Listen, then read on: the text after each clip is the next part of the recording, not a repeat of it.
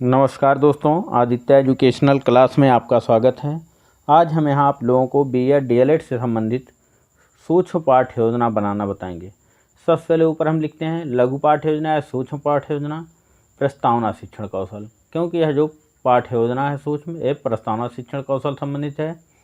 संस्था का नाम, जिस संस्था में आप पढ़ते हैं उस संस्था का नाम, ब्रैकेट में अनुरूपी परिस्थितियों में शिक्षणाभ्यास। उसके बाद छात्राध्यापिका का नाम, जो आपका नाम होगा नाम यहाँ अंकित करेंगे। फिर दिनांक, जिस दिन यह पाठ्य योजना आपको शिक्षण कार्य करना है उस दिन का दिनांक लिखेंगे। कक्षा 7 वर्ग ए, विषय गणित, चक्र पहला, अवधि 6 मिनट। यहाँ हमारा प्रकरण है औसत। उसके बाद पूर्व ज्ञान लिखते हैं। छात्र औसत के बारे में सामान्य जानकारी रखते हैं। उसके बाद प्रस्तावना के प्रश्न लिखते हैं। फिर क्रम संख्या, छात्राध्यापिका क्रिया, छात्र क्रिया। यहाँ प्रस्तावित प्रश्न भी लिख सकते हैं, संभावित उत्तर भी लिख सकते हैं। पहला प्रश्न छात्राध्यापिका द्वारा किया जा रहा है कि आप और अपने 2 दोस्तों की उम्र बताइए। तो छात्र यहाँ बताते हैं कि 12 वर्ष, 12 वर्ष और 13 वर्ष। दूसरा प्रश्न, आप और आपके दोस्तों की उम्र का योग बताओ। तो छात्र यहाँ बताते हैं 12 + 12 + 13 = 37 वर्ष। तीसरा प्रश्न, इन योग में आप लोगों की संख्या से भाग देते हैं तो क्या होता है। तो छात्र यहाँ 37 में 3 से भाग देते हैं तो 12.33 आता है। चौथा क्वेश्चन छात्राध्यापिका द्वारा, इस प्राप्त संख्या 12.33 को गणित की भाषा में क्या कहते हैं। तो छात्र यहाँ बताते हैं कि औसत कहते हैं। पांचवा प्रश्न, औसत किसे कहते हैं। अब ये समस्यात्मक प्रश्न है, छात्र यहाँ कुछ बताते हैं या मौन हो जाते हैं।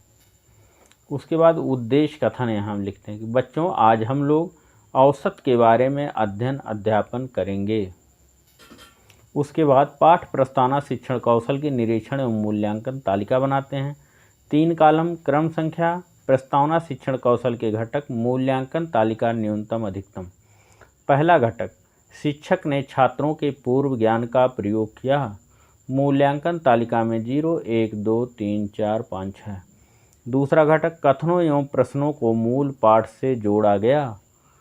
तो यहाँ मूल्यांकन तालिका में 0, 1, 2, 3, 4, 5 है। तीसरा घटक, क्या प्रश्नों में क्रमबद्धता थी।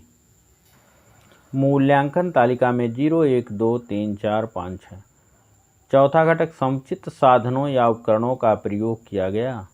मूल्यांकन तालिका में 0, 1, 2, 3, 4, 5 है।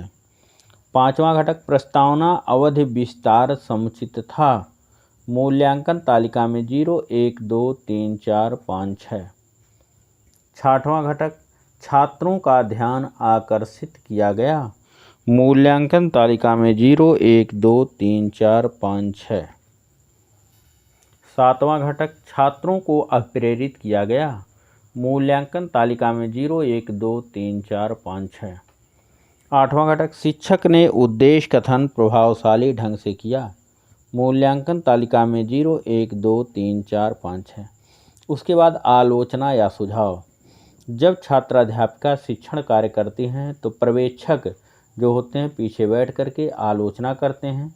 ये आलोचना जो होता है पॉजिटिव निगेटिव दोनों प्रकार के होते हैं कि आपका शिक्षण कार्य कैसा है, आपके शिक्षण कार्य में क्या कमियां हैं, कहां पर सुधार की आवश्यकता है।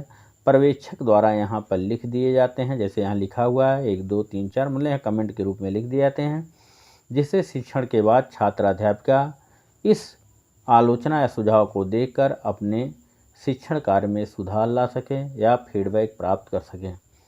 फिर पर्यवेक्षक यहाँ सिग्नेचर कर देते हैं, फिर पाठ्य योजना समाप्त हो जाती है।